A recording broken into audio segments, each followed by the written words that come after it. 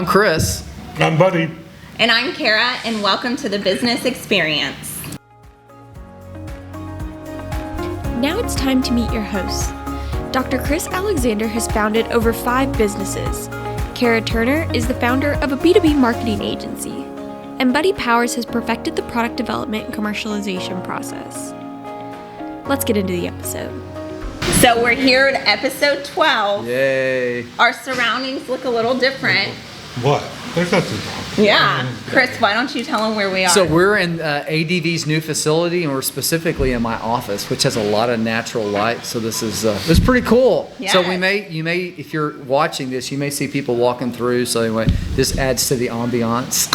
Someday you might be in here looking out these windows right here talking to Chris. Exactly. Yeah. Solving the world's problems. Is this like a couch right here? What's going here? No, there's going to be bookshelves here. There'll be a couch kind of where Miss Producer is, and then I'm going to have a secret passageway that goes into the conference room. Very which is gonna be nice. cool. I'm shocked that you have bookshelves. Yeah, I never imagine would have that. guessed. Okay, so today we're talking about knowing our competition. So many businesses think that they're the only business like theirs.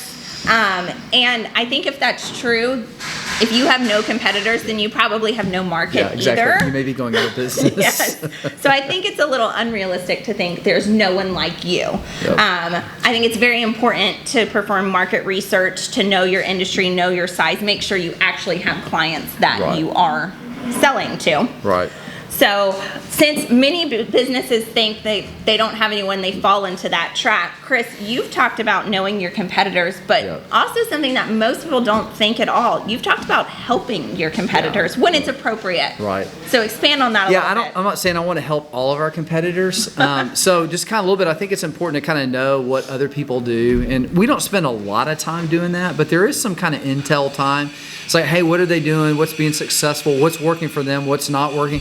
Sometimes what's not working for somebody else may not work because they're not doing the right kind of thing. Maybe they don't have the right connections, the right kind of people.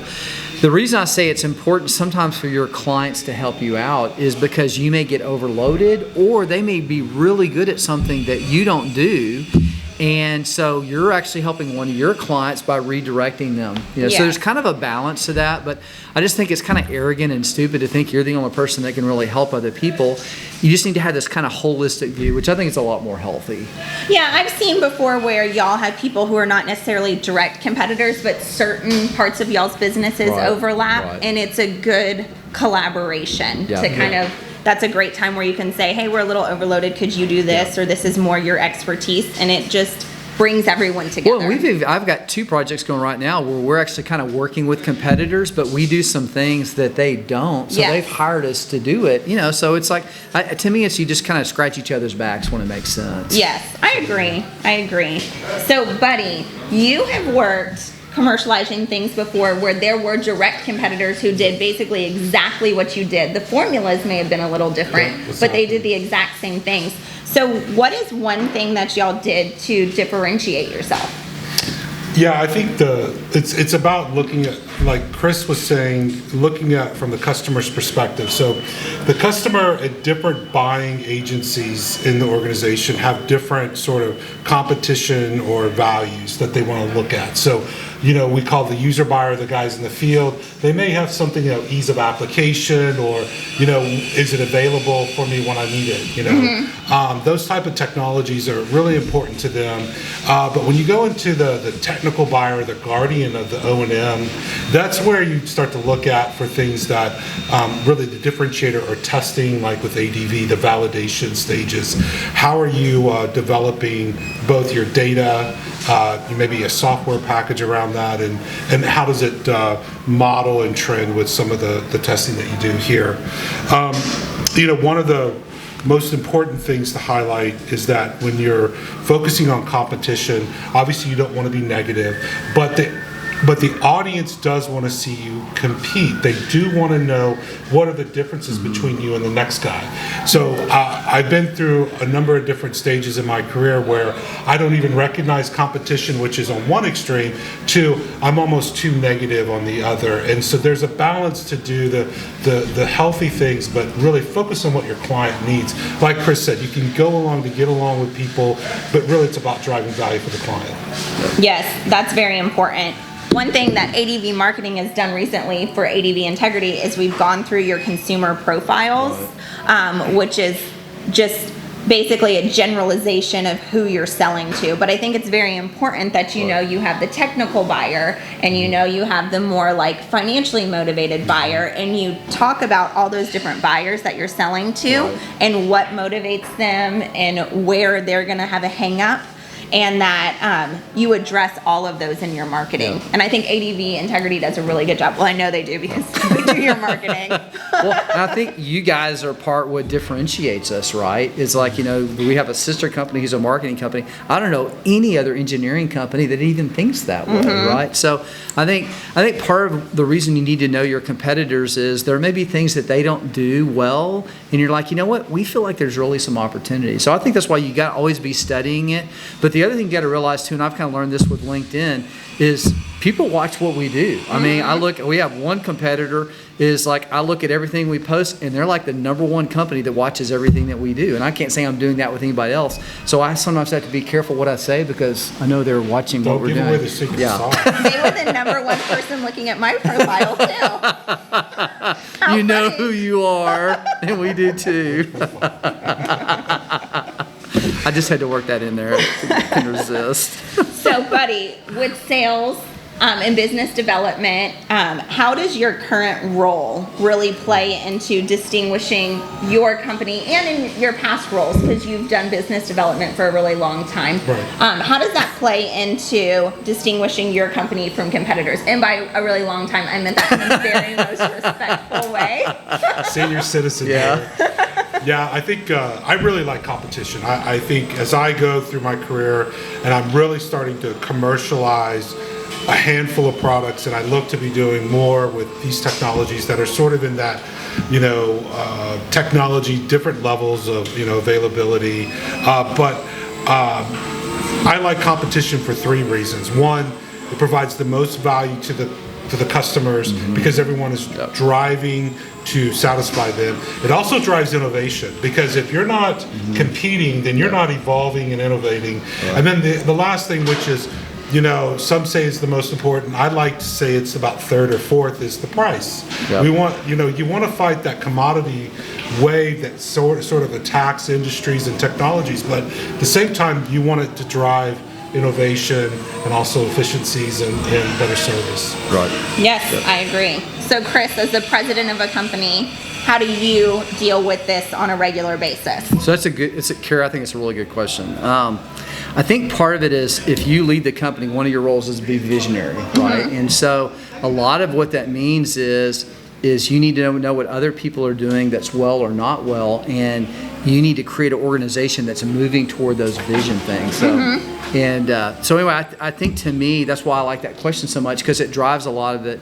The other thing, and I think Buddy's exactly right, competition's a good thing. Matter of fact, Alan Greenspan in his, autobiography said that professional competition is the primary driver in capitalism. Yes. Right? So it makes you sharp. And I'll admit there's times I don't really like competition, but the fact, if we didn't have any competition, you can kind of get fat, dumb, and lazy, right? So it kind of keeps you on your toes. And the main thing, and Buddy's exactly right, is the client always gets the best product. Yes. Exactly. So. Yes, I agree. Well, as someone that's in marketing, I think it's very important for your marketing company to know your competition. There are marketing companies that do nothing but market research. They don't do any of the tactics of marketing. All they do is the research. And they charge hundreds of thousands of dollars to do that. Right. So you can find marketing companies who do smaller versions of that, but just to have your marketing company always looking at your competition to see what they're doing. As a matter of fact, in our monthly reports that we give to you and our other clients, there's like a competitor landscape where we talk about what they're doing. So you kind of become an advisor to your clients in that capacity. Yeah. And then as someone who has a marketing company, there's so much competition out there. Right, sure. So it's really great. We look at a lot of other marketing companies and see what they're doing, and we're like, that's a fantastic idea. Right. And it kind of helps motivate us and keep us on our toes. Yeah, exactly. So it's a great thing. And I've even reached out to marketing companies and said, like, hey, do you want to kind of network and mentor each other? If something's working for me, great. There's plenty of marketing out there for everyone. Right. So I think that's kind of the help each other out when you Sure. can that you were Exactly. talking about, just within reason. Exactly. Not here's my client list. Yeah, you don't want to put yourself out of business by helping other people. Yes. Yes. Okay, so one practical piece of advice we can give to listeners on this topic. I think my advice would be just using LinkedIn to look at your competitors, see what they're talking about, see what they're doing, and also using industry resources like the different publications, going to networking events. That's a great way to kind of keep a pulse on what's happening in the industry and with your competitors. Yeah, that's good. So Chris. So I'm going to kind of play off what Buddy said. Is I think knowing you have competitors makes you work harder. It's kind of like in sports, right? It's like if you have somebody you're always trying to beat. So my encouragement is if you have a company, and odds are if you're listening to this you do, is use that competitor to fuel your desire to get better, right? Because I think, and we had it earlier today, we had kind of our quarterly meeting, and we've grown at like 55% a year since we started in 5 years. I mean, it's unbelievable. We're almost 10 times the size that we were 5 years ago. Part of my drive is I like to beat the competitor. And so it's a fuel that's going to drive me to be the very best and to build an organization where we try to become the very best. So anyway, just realize if you're doing anything worth doing, like you said, you're going to have people that are going to want to compete and do what you do, but don't let them beat you. Well, don't they say that imitation is the greatest form of flattery? Sure. Yep, exactly. Yeah, That's exactly a good right. thing. So, Buddy, what advice do you have for listeners? Yeah, I think I like to look at both sides of it. I like to look from the client perspective and then also the operator perspective that, competition is not to, from an operator's position, I would say, don't allow that to be the low cost, low bid wins, okay? Because that kills innovation, that kills value, and it really, on the flip side of that, competition, when you're talking about low bid wins, you should probably have a piece of your business that is commodity driven, that you actually sample in that space knowing that the client will pivot to something that's more advanced or something that they need to do that's outside of a commodity type of, sort of like a non-typical problem. Yes, I think that's very important. I think a lot of salespeople can fall into the trap of lowest bid wins, and you're always going to be fighting for clients if you do that. That's correct. You have to provide Right. some other value. Price is part of it, but that can't be the only value that you have. Right. That's right. Be willing to walk away from, you have to have, I don't mean this in a bad way, but a preferred client list that values what Yes. you're doing. Right. Yeah, you're your go-to people. Yeah. That's correct. Right. Doesn't mean that's the only people you take work from. It's just the ones that you really enjoy working with. That's what we talk about. That's true. So do y'all have any other advice or any other closing statements on this? Well, I think one I'll kind of wrap up is I think it's important to have goals. So when we started in January, it's October, which is why we're able to be in here without air conditioning in Houston, is set goals and drive toward those goals, right? Yes. And so I think especially if you're leading an organization, that's really important.